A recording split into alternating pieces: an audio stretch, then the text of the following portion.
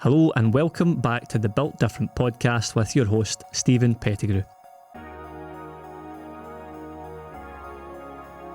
In this episode, I wanted you to indulge me a little bit as I go back to an article that I wrote on LinkedIn a few weeks ago, all around the subject of why you should build your business to sell.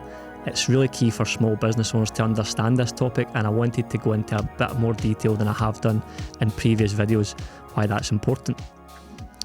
So why should you build your business to sell? Well, most people will never actually sell their business.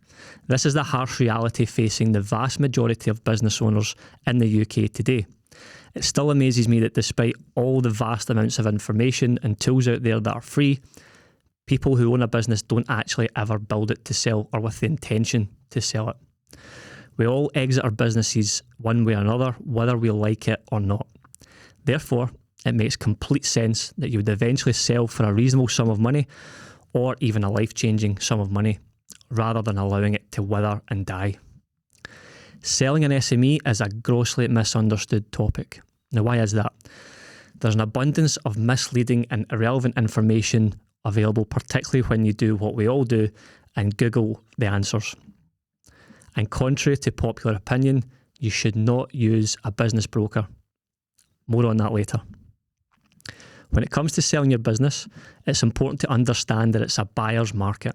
Therefore, you need to look through the lens of a buyer to determine what they view as valuable in order to maximise the sale price you can achieve for your business.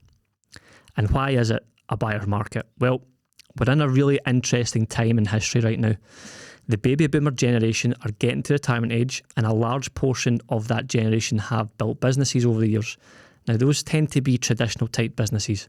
Think of an electrical contracting business, a heating and plumbing business, a shop. Those are traditional type businesses that are not on the digital platforms. Gen Z and millennials are less likely to be interested in succeeding the baby boomers in their businesses. Therefore, there's no viable succession plan for the vast majority of these businesses. Gen Z and millennials are likely to want to make money online rather than owning a drain and cleaning business or a lift engineering business, for example. This is before we even consider the AI revolution that's about to change the world if it hasn't done so already.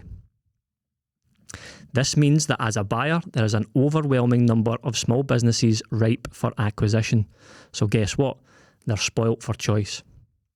This is bad news for sellers, particularly ones that aren't optimising their business for sale, because if you haven't done that and built systems around it, your business won't stand out and therefore will be unlikely to sell for a reasonable sum of money when you need to. A sophisticated buyer will not want to buy themselves a job, which is a really key thing to understand if you're looking to sell your business. A sophisticated investor like myself has multiple shareholdings. I don't want a job.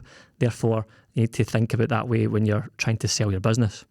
Particularly when they can buy another business in your industry that has predictable revenue, robust systems, and a second-tier management team in place, as well as many, many other factors. So, what's the solution?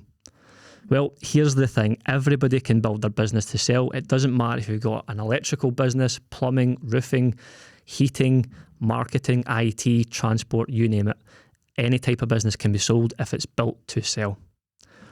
What business owners usually lack is the guidance of people who have actually been on this journey multiple times before, like ourselves at Monopoly Capital and other investors. Now, this leads me back to business brokers. A business broker does not understand the SME world.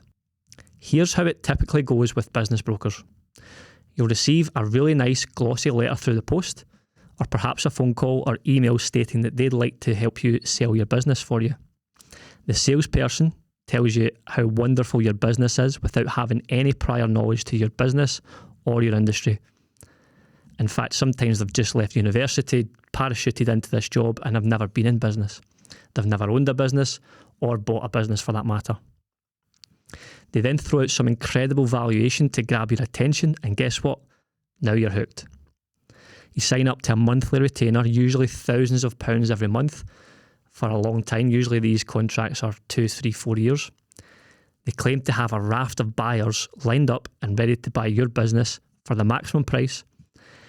A few years down the line, you haven't sold it, and you've wasted several years of your life because so many businesses go on these websites and don't actually sell.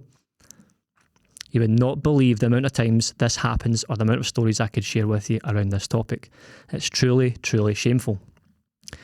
Now, to wrap this up, why should you build to sell? Well, when you have the drive and ambition to build a truly fantastic, dynamic and robust business, you have multiple benefits. Firstly, you can enjoy the time, money and freedom that having a systemised, profitable business allows you to have as the owner.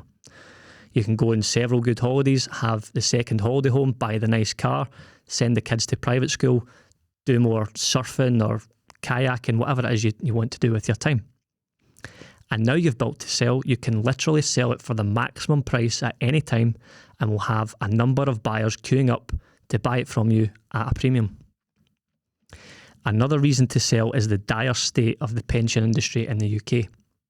I really hope you're not banking on getting any decent pension by the time you retire. The average salary in the UK is around £27,000 per year. This means that if you want to live that sort of average lifestyle, by the time you get to retirement age, you're going to need at least £500,000 in the bank. And guess what? If you've got a spouse or a partner, they're also going to need a similar amount of money in the bank to live an average lifestyle of £27,000 a year. Now, I'm sure most of you hearing this might be looking to achieve a much greater level of income by the time you retire, and if so, you're going to need far, far more in your pot by the time you retire. That's where selling your business comes into play.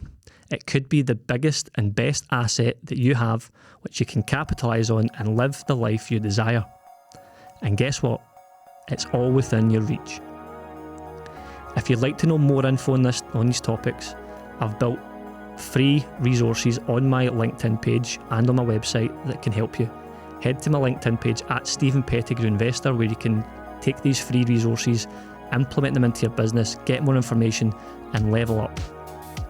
But for now, thanks for listening.